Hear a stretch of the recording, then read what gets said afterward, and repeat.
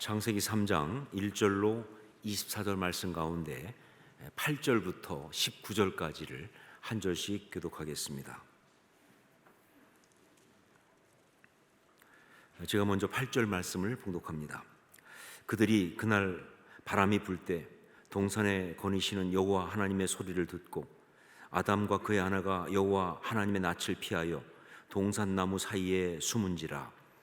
여호와 하나님이 아담을 부르시며 그에게 이르시되 내가 어디 있느냐. 이르되 내가 동산에서 하나님의 소리를 듣고 내가 벗었으므로 두려워하여 숨었나이다. 이르시되 누가 너의 벗었음을 내게 알렸느냐. 내가 내게 먹지 말라 명한 그 나무 열매를 내가 먹었느냐. 아담이 이르되 하나님이 주셔서 나와 함께 있게 하신 여자 그가 그 나무 열매를 내게 주므로 내가 먹었나이다. 여호와 하나님이 여자에게 이르시되 네가 어찌하여 이렇게 하였느냐. 여자가 이르되 뱀이 나를 꿰므로 내가 먹었나이다. 여호와 하나님이 뱀에게 이르시되 네가 이렇게 하였으니 네가 모든 가축과 들의 모든 짐승보다 더욱 저주를 받아 배로 다니고 살아있는 동안 흙을 먹을지니라. 내가 너로 여자와 원수가 되게 하고 내 후손도 여자의 후손과 원수가 되게 하리니 여자의 후손은 내 머리를 상하게 할 것이요 너는 그의 발꿈치를 상하게 할 것이니라 하시고, 또 여자에게 이르시되 내가 네게 임신하는 고통을 크게 더하리니 네가 수고하고 자식을 낳을 것이며 너는 남편을 원하고 남편은 너를 다스릴 것이니라 하시고, 아담에게 이르시되 내가 내 아내의 말을 듣고 내가 네게 먹지 말라 한 나무의 열매를 먹었은즉 땅은 너로 말미암아 저주를 받고 너는 네 평생에 수고하여야 그 소산을 먹으리라. 땅이 내게 가시덤불과 엉겅퀴를 낼 것이라. 내가 먹을 것은 밭의 채소인즉 내가 흙으로 돌아갈 때까지 얼굴에 땀을 흘려야 먹을 것을 먹으리니 내가 그곳에서 취함을 입었음이니라. 너는 흙이니 흙으로 돌아갈 것이니라 하시니라. 아멘. 지난주에 설교를 하고 나서 몇몇 분들이 좀 걱정하는 그런 이야기를 해주셨습니다. 그것은 제가 지난주 설교할 때 창세기 3장 이것이 설화이다라고 이야기를 했는데, 그게 혹시 성경 말씀이 전설이나 지어낸 그런 이야기같이 사실이 아닌 그런 말씀이라고 그렇게 오해될까 봐 그래서 걱정을 한 겁니다. 특별히 초신자들이나 젊은이들이 그렇게 오해하면 어떡할까 해서 그런 걱정을 한 겁니다. 제가 설화라고 말하는 것은요 절대로 그런 의미가 아닙니다. 이 이야기가 뭐 지어낸 이야기라든가 혹은 전설과 같은 그런 허구의 이야기다 그런 뜻이 절대로 아닌 것이죠. 다만 성경의 표현 방식이 설화, 즉 내러티브다라고 하는 그런 이야기입니다. 성경은 분명 진리입니다. 하나님의 감동으로 된 그런 진리의 말씀입니다. 절대로 인간이 지어내거나 혹은 인간들의 어떤 사이에서 전해지는 그런 이야기가 아닌 거예요. 하지만 성령께서 그 진리의 말씀을 갖다가 어떻게 우리 가운데 주셨느냐? 그 말씀을 감동하시고 기록하게 하실 때 그때 사람의 언어로 그것을 쓰게 하셨기 때문에, 그래서 인간의 전달 방식을 사용하지 않을 수가 없는 거죠. 그 중에 하나가 바로 내러티브라고 하는 바로 어떤 이야기처럼 하는 바로 그것입니다. 자, 그런데 이 내러티브를 번역할 때 설화 이렇게 얘기하는데, 그런데 설화라고 말하면 이게 뜻이 이야기라는 이야기거든요. 그런데 그것 말고도 되게 어떻게 생각하느냐, 그냥 이야기가 아니라 지어낸 이야기, 어떤 그런 허구의 이야기, 그냥 전해 내려오는 어떤 그런 가상의 이야기, 이렇게 이해하기 때문에 이 설화라는 말 대신에 그냥 이야기란 말을 쓰는 것이 더 좋겠다 그런 생각을 합니다. 이 내러티브란 말, 이 말을 설화로 번역하지 않고 그냥 이야기라고 그렇게 하는 것이 더 좋겠다 하는 생각을 해보는 거죠. 자, 그런데 솔직히 말하면 내러티브를 이야기라고 말해도 정확하지는 않습니다. 사실 이 내러티브라고 하는 신학적 용어는요 그냥 뭐 이야기란 말로도 정확히 번역이 안 되는 좀 어려운 부분이 있어요.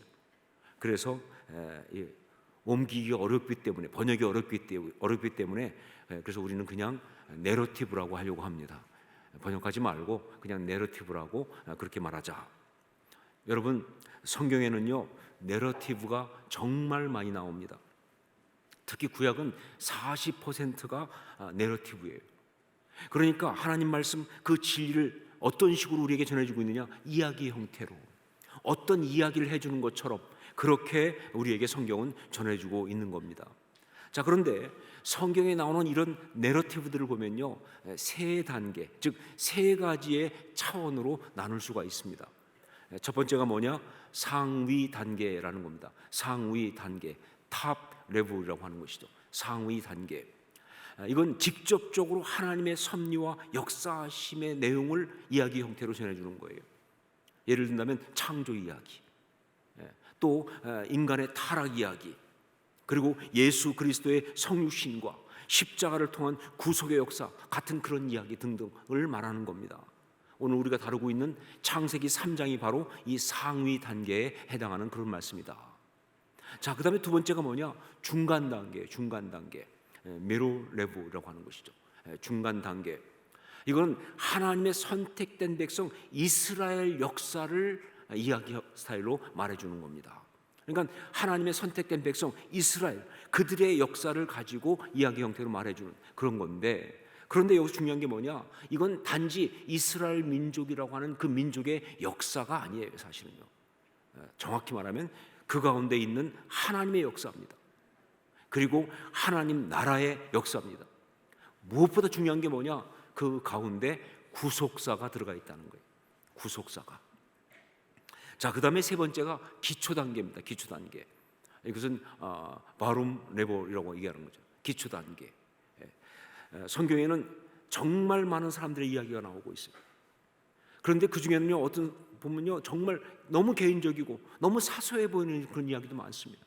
심지어 어떤 경우 보면요 그 사람이 이름도 없는 그런 사람인 경우도 있어요. 이름도 없는 어떤 사람의 이야기, 너무 많은 개별적인 이야기가 성경에 나오고 있어요. 성경은 그들의 이야기를 이렇게 전해주는 방식으로 그렇게 우리한테 말해주고 있습니다. 자, 그런데 여기서 한 가지 우리가 꼭 알아야 될 게 뭐냐, 그렇다고 해도 절대로 그 모든 이야기 중에 어떤 것도 쓸데없는 이야기는 없다고 말입니다. 그냥 시시한 이야기는 없다는 거예요. 그냥 있으나 마나한 그런 이야기는 없다는 거예요.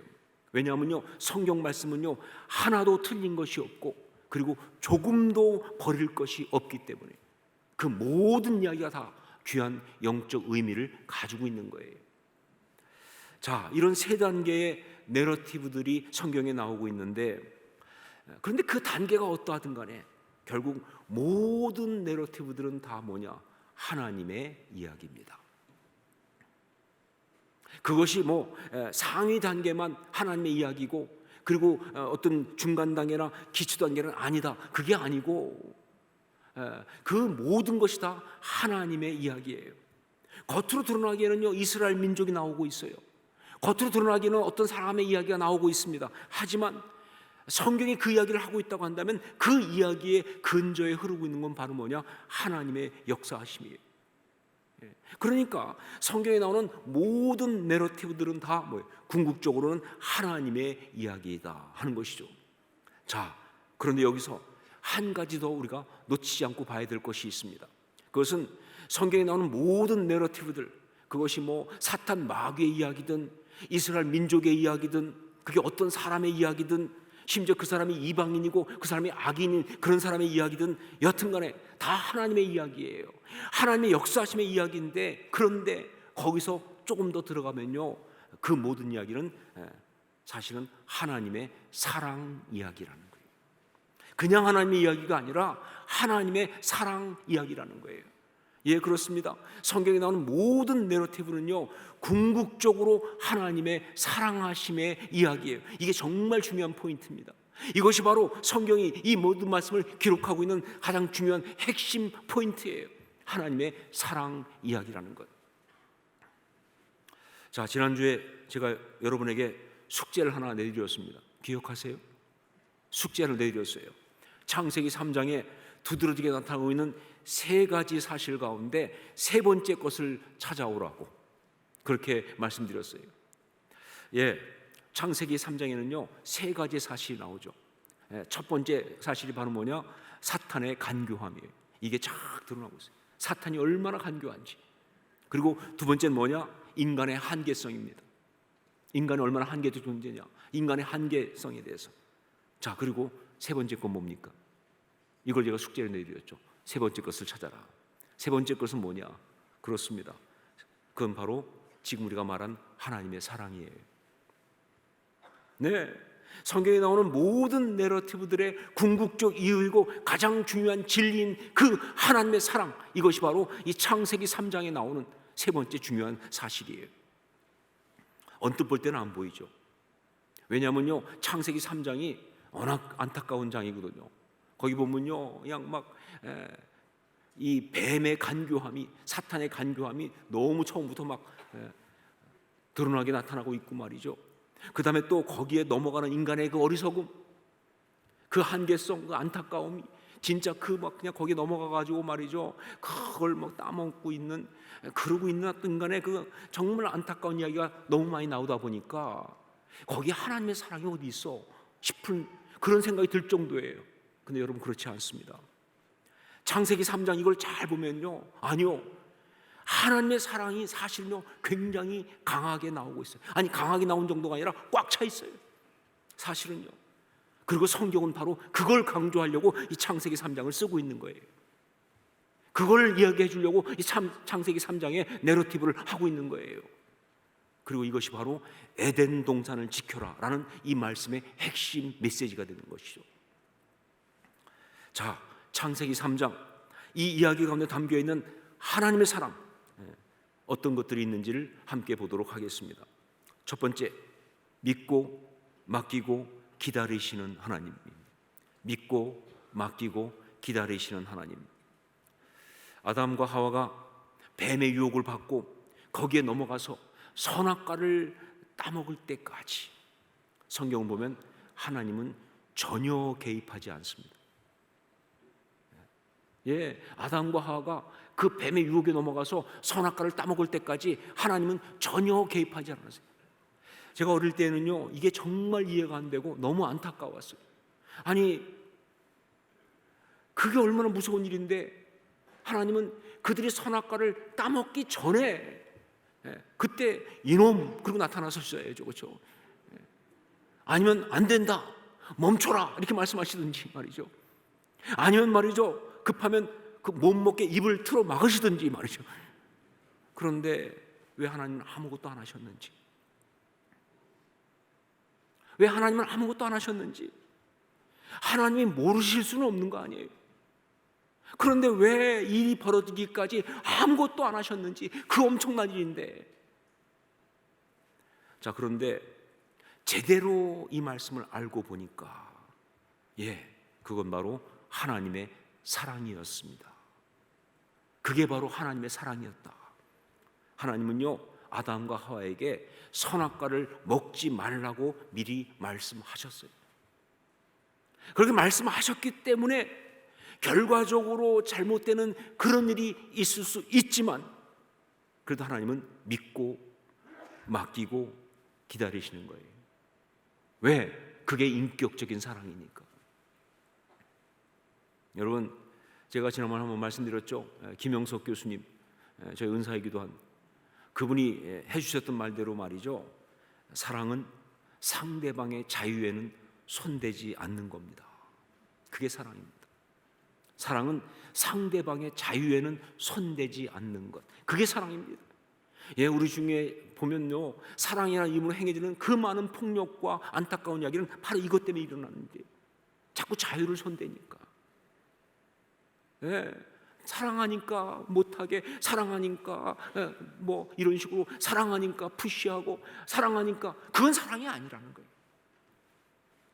아무리 내 생각과 다르고 그 결정이 내게 굉장한 아픔을 주는 그런 것이라 할지라도 그가 그렇게 결정한다면 그저 믿고 맡기고 기다리는 것, 이게 바로 사랑이에요.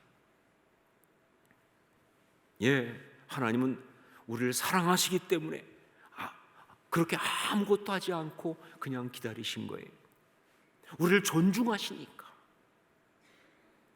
우리의 자유에는 손대지 않으실 그런 마음으로. 여러분, 이런 하나님의 사랑 이야기가 창세기 3장에 꽉 차 있는 거예요. 두 번째는 찾아가시는 하나님입니다. 하나님의 사랑이 뭐냐? 찾아가시는 하나님. 8절로 9절 말씀을 함께 읽겠습니다. 8절 9절 같이 읽습니다. 그들이 그날 바람이 불 때 동산에 거니시는 여호와 하나님의 소리를 듣고 아담과 그의 아내가 여호와 하나님의 낯을 피하여 동산 나무 사이에 숨은지라. 여호와 하나님이 아담을 부르시며 그에게 이르시되 내가 어디 있느냐. 네, 아담과 하와가 범죄한 후에 하나님의 낯을 피하여 숨었습니다. 이게 무슨 뜻이냐? 이건 바로 하나님과의 관계를 끊었다, 그 뜻입니다. 하나님의 낯을 피하여 숨었다. 이게 무슨 뜻이냐? 하나님과의 관계를 끊었다, 그 뜻이에요. 여러분, 이게 바로 죄의 악순환이에요. 죄는요, 정말 이래서 정말 무서운 겁니다. 범죄하면서 그것 때문에 하나님의 낯을 피하여 숨게 되고, 그러니까 점점 더 하나님과 멀어지고, 그러니까 그 삶이 더 어려워지고, 그러니까 더 범죄하고, 그러니까 더 하나님을 피하게 되고, 그러니까 더 멀어지고 하는 이 악순환이 바로 지금 벌어지고 있는 거예요. 이게 바로 유혹하는 사탄의 노림수예요. 이게 그 사탄이 원하는 거예요. 이렇게 되라고. 자, 그런데 이런 상황에서 하나님이 먼저 찾으십니다. 하나님이 먼저 아담을 부르십니다. 여러분, 솔직히 말해서 하나님은 아쉬울 게 없어요. 예, 정말 죄는 그들이 지었습니다. 그리고 또 못나게 그들이 먼저 피해, 죄를 져놓고 그들이 먼저 숨어. 예. 그러고 있기 때문에 그들이 나와야죠. 그들이 먼저 회개하고 나와야지 하나님이 당신을 피하여 숨은 그들에게 먼저 말을 거실 이유가 없다, 그 말이에요. 인간으로 생각하면요, 억울해서라도 그렇게 하면 안 되죠. 그런데 하나님은 그들을 찾아가십니다. 가서 숨어있는 그들에게 마치 아무것도 모르시는 것처럼 아담아, 내가 어디 있느냐 라고 말을 거십니다. 이게 무슨 얘기냐? 하나님은 지금 그들이 끊어버린 관계를 다시 잇고 계시는 거예요. 하나님은 그들이 끊어버린 관계를 다시 이어주고 있는 거예요. 왜? 사랑하니까. 그게 사랑이에요. 그게 사랑이에요. 여러분, 내 사랑은 찾아가는 것입니다. 사랑은 먼저 손을 내미는 것입니다. 경우 따지고 옳고 그름 따지고 상황 따지고 명분 따지고 그러는 것이 아니라 말이죠. 관계를 회복하기 위해서, 공동체를 살리기 위해서, 가정을 살리기 위해서, 아니 그 영혼을 살리기 위해서 그냥 자존심도 다 버리고 먼저 찾아가서 먼저 손을 내밀고 필요하면 무릎도 꿇는 거예요. 그래서 사랑은요, 성숙한 자만이 합니다. 미성숙하면 사랑 못하는 거예요. 성숙한 자만 사랑하는 거예요. 하나님은 바로 그렇게 하셨습니다. 그런 하나님의 사랑 이야기가 창세기 3장에 꽉 차 있어요. 자, 세 번째, 언약을 주시는 하나님입니다. 언약을 주시는 하나님.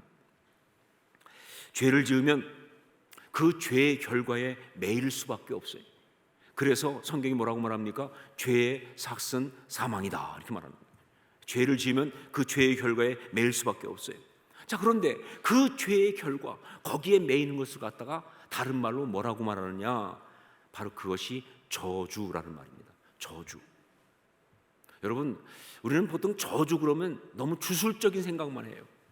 그래가지고 막 저주 그러면 뭐예요? 인형 만들어가지고 바늘로 막 찌르는 거. 사극을 너무 많이 봐서 그래요. 아니면 뭐예요? 화살 쏘는 거 막. 아니면 막 말로 막 여기서 막 이렇게 아또 아주 해코지하는 말 막 하면서 막 그렇게 주문 거는 거 뭐 이런 것들만 생각하는데, 여러분, 저주는요 그렇게 주술적인 어떤 그런 부분만이 아니라 저주는 굉장히 폭넓습니다. 저주는요, 한마디로 말하면 죄의 결과가 저주예요. 그 결과를 통보하는 게 저주하는 거예요. 그래서 창세기 3장 여기 말씀해 보면요, 인간이 범죄한 다음에 하나님이 저주를 말씀하세요. 하나님이 뭐 인간을, 사람들 저주하려고 그런 게 아니라 범죄한 결과를 통보해 줘야 하니까 하나님이 저주의 말씀을 하는 것이 나옵니다. 우선 사탄의 도구가 된 뱀에 대하여 저주의 말씀을 주셨습니다. 그건 바로 뭐냐? 이제 배로 다닐 것이고 살아있는 동안 흙을 먹을 것이다 라는 것과, 그리고 여자의 후손과 원수가 될 것이다 라는 그런 저주의 말씀이었어요. 자, 그리고 이어서 여자에게 역시 저주의 말씀을 주시는데, 그건 바로 임신의 고통과 수고를 크게 더할 것이라는 것. 원래 임신하는 건 축복이죠. 그런데 거기에 고통이, 거기에 어떤 그 고통이 더해진다, 그런 것과, 그리고 남편과의 관계에 있어서 갈등과 어려움이 있을 것이라는 것. 여러분, 혹시 집에서 부부싸움 할 때마다 아셔야 할 게 뭐냐? 이게 굉장히 오래된 이야기라는 걸 아셔야 돼요. 창세기 3장부터 나오는 이야기예요. 너는 남편을 원하나 남편은 너를 다스릴 것이다. 그게 뭐 서로 갈등하는 거예요. 서로 헤게모니 싸움하면서 갈등하는 그런 이야기죠. 그것을 죄의 결과로 이야기해 주신 거예요. 자, 그리고 아담에게 역시 저주의 말씀을 주셨는데, 그것은 바로 땅이 저주를 받아서 가시덤불과 엉겅퀴를 내면서 이제 이마에 땀을 흘려야, 수고해야 먹을 수 있다. 노동의 어려움과 고통을 이야기하셨어요. 노동 자체는 축복인데 그 어려움과 고통을, 그렇게 힘들게 살아야 한다는 것을 그렇게 말씀하신 거예요. 자, 그런데 여기서 우리가 봐야 될 게 있어요. 뭐냐? 이 저주라는 말, 이걸 좀 더 깊이 볼 필요가 있는데, 이 저주란 말은요, 히브리어로 아라르라는 말입니다. 아라르. 그런데 이 아라르라고 하는 말은요, 기본 의미가 뭐냐? 묵다, 제지하다, 그런 뜻이에요. 그런데 묵다, 제지하다, 이 말로부터 나온 저주라고 할 때 사용되는 정말 중요한 의미는 뭐냐? 그래서 관계가 단절되는 것, 그게 아라르입니다. 그러니까 멀어지도록, 가까이 할 수 없도록, 분리되도록 묶어버리는 거예요. 단절, 제지하는 거예요. 금지시키는 거예요. 울타리를 치는 거예요. 그래서 관계를 끊어버리는 거예요. 그게 바로 아라르예요. 그게 바로 저주입니다. 그렇습니다. 저주는요, 다른 것이 저주가 아니라 행복해야 할 관계가, 아니 행복하려면 반드시 좋아야 할 그 관계가 다 단절되고 다 끊어져 버리고, 그래서 고통스럽게 살아가는 거, 그게 저주예요. 여러분, 그래서 죄를 지으면요, 관계가 단절될 수밖에 없어요. 성경이 그거 말하지 않습니까? 그래서 여러분, 에덴 동산에서 일어난 이 안타까운 이야기는요, 바로 그 얘기죠. 하나님께 범죄함으로 하나님과의 관계가 단절되면서 그 결과 사람과 사람 사이의 관계가 다 단절되고, 그래서 사람과 자연과의 관계까지 다 파괴되는 바로 그런 관계 단절의 안타까운 이야기가 바로 창세기 3장의 에덴 동산의 이야기죠. 자, 그런데 이렇게 인간이 범죄했기 때문에 그 결과인 저주를 말씀하시면서 하나님은요, 그 말씀 속에다가 아주 놀라운 어떤 것을 집어넣으십니다. 이걸 우리가 또 봐야 돼요. 뭐냐? 하나님은 저주를 말씀하시며 동시에 거기에 언약을 주고 계시다 하는 것입니다. 우리 15절 말씀을 함께 읽겠습니다. 15절 같이 읽습니다. 내가 너로 여자와 원수가 되게 하고 내 후손도 여자의 후손과 원수가 되게 하리니 여자의 후손은 내 머리를 상하게 할 것이요 너는 그의 발꿈치를 상하게 할 것이니라 하시고, 이건 분명 뱀을 향한 저주의 말씀인데 그 가운데 어떤 말씀을 하시느냐? 여자의 후손은 내 머리를 상하게 할 것이요, 여자의 후손은 내 머리를 상하게 할 것이요. 여러분, 이거는요, 어떻게 봐도 예수 그리스도의 십자가의 역사입니다. 이건 어떻게 봐도 예수 그리스도께서 십자가에서 행하신 그 역사를 말하고 있는 거예요. 예, 그러니까 이것은요 뱀을 향한 저주이며 동시에 그 말씀 속에는요 당신의 사람을 향한 언약이 들어가 있는 말씀입니다. 당시 사람을 향한 언약을 주는 그런 말씀이 같이 들어가 있는 거예요. 자, 이런 언약을 주시는 하나님의 그 모습, 그 사랑, 이것이 아주 잘 드러나는 것이 그 다음에 문득 나오는 가죽옷을 지어 입히시는 이야기입니다. 가죽옷을 지어 입히시는 이야기. 우리 21절 말씀을 함께 읽겠습니다. 21절 함께 읽습니다. 여호와 하나님이 아담과 그의 아내를 위하여 가죽옷을 지어 입히시니라. 예, 이건 정말 우리 하나님의 사랑 이야기죠. 보세요. 아담과 하와가 하나님을 거역하고 하나님 말씀을 거역하고 스스로 하나님처럼 되겠다고 하는 그 유혹을 받아들여서 그래서 선악과를 따먹었잖아요. 그래서 정말 눈이 밝아졌어요. 그런데 눈이 밝아진 결과 하나님처럼 된 것이 아니라 자신들이 벌거벗었음을 발견하면서 그러면서 말이죠, 정말 너무 부끄러우니까 그러니까 어떻게 했느냐, 무화과 나무 잎을 엮어서 치마를 만들어 입은 거예요. 이런 걸 보고 뭐라고 그래요? 임시방편 이렇게 말하는 거예요. 예, 그건 못 가려요. 미안하지만 그 수치, 그 부끄러움 못 가립니다. 그건 절대로 진짜로 가릴 수 있는 게 아니죠. 어떤 분은 이런 식으로 말하더라고요. 그 무화과 나무 잎으로 만든 치마, 그게 당장 볼 때는 좀 가려질지 모르겠지만 그러나 조금 지나면 어떻게 되느냐, 무화과 나무 이파리가 돌돌 말린다. 이게 돌돌 말려가지고 그래가지고 가릴 수가 없어요. 근데 더 문제는 뭐냐, 그 다음에 거기서 끝이 아니죠. 조금 더 있으면 이게 다 말라서 부서져 버립니다. 그게 인간들이 스스로 행하는 모든 종류의 자기의 부끄러움을 가리겠다는 행위의 본질이에요. 못 가립니다. 가릴 수 없습니다. 할수록 더 비참해져요. 실패할 수밖에 없어요. 자, 그런데 하나님은 그런 그들의 모습을 보면서 제가 하나님 같았으면 쌤통이다 이렇게 할 건데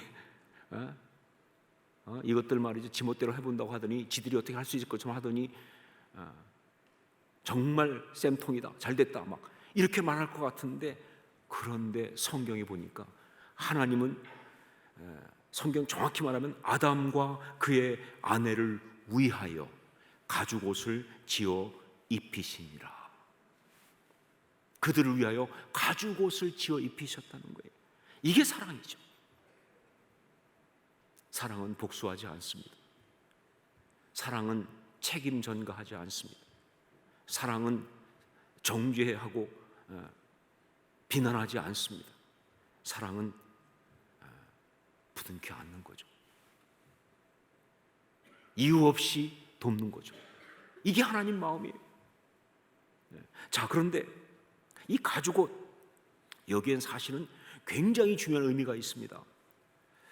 하나님이 가죽옷을 지어 입혔다는 것, 이건요 단지 그냥 무화과 잎으로 만든 그 치마, 그거 허접한 그 치마하고는 비교가 안 되는 질 좋은 옷을 입혔다는 정도가 아니에요. 우린 종종 생각하기를 무화과 나무 이파리는 그것이 그냥 뭐 이렇게 임시방편 얼마 못 가고 다 날아가는 그런 건데, 가죽옷은 그래도 오래 가잖아요. 그렇죠? 내구성이 뛰어나, 착용감이 뛰어나, 잘 가려져. 그러니까 훨씬 좋은 거야? 물론 맞지요. 하지만 그게 다가 아니라는 거죠. 그게 하나님의 사랑을 얘기하는 게 아니에요. 훨씬 더 기가 막힌 이야기가 들어가 있죠. 많은 성경학자들이 말합니다. 가죽옷은, 그 가죽옷을 만들려면 하나의 생명이 죽어야 한다라고. 가죽옷을 만들려면 하나의 생명이 죽어야 하는 거예요. 하나님은 아담과 하와의 그 부끄러움, 그들이 잘못한 것 때문에 드러난 거지만 그 부끄러움을 가려주시려고 하나의 생명을 죽이고 가죽옷을 만들어서 그들에게 입히셨다. 이건 굉장히 중요한 영적 의미를 가지고 있잖아요. 예, 이거는요 누가 봐도 어떻게 봐도 뭐예요? 예수 그리스도의 십자가의 대속 이야기입니다. 우리 죄를 속하시기 위해서 친히 십자가에 달려 생명을 버리신 그 대속의 이야기죠. 이건요, 바로 그 이야기하고 계시는 거예요. 그러니까 그들을 위해 가죽 옷을 지어 입히시니라, 이건 언약이에요. 단지 가죽 옷만이 아니라 이건 언약을 말씀하신 거예요. 그들을 구원하실 언약을 말씀하신 거예요. 예수 그리스도의 십자가의 그 구속의 그 구원의 언약을 말씀하신 거예요. 여러분, 이거 절대 영예 아닙니다. 무슨 영적으로 너무 심한 해석이 아니냐? 아니, 그렇지 않아요. 성경 말씀에 대한 올바른 해석이에요. 왜냐하면요, 성경의 말씀은 다 영적 진리를 담고 있으니까 말이죠. 이게 하나님의 사랑이에요.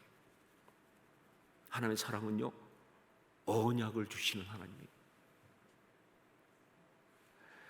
창세기 3장, 이 안타까운 이야기는요, 사탄의 간교함이 먼저 두드러지게 나오고 있고요, 그리고 또 이어서 인간의 한계성이라는 게 정말 강하게 드러나고 있습니다.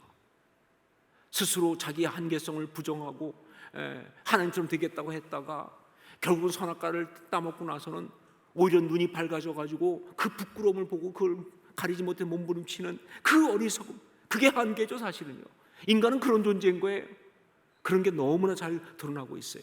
그런데 다시 말하지만 사실 이 창세기 3장에 가장 강하게 드러나고 있는, 창세기 3장을 꽉 채우고 있는, 정말 감동적으로 창세기 3장이 말해주고 있는 진짜는 뭐냐? 하나님의 사랑입니다. 하나님의 사랑.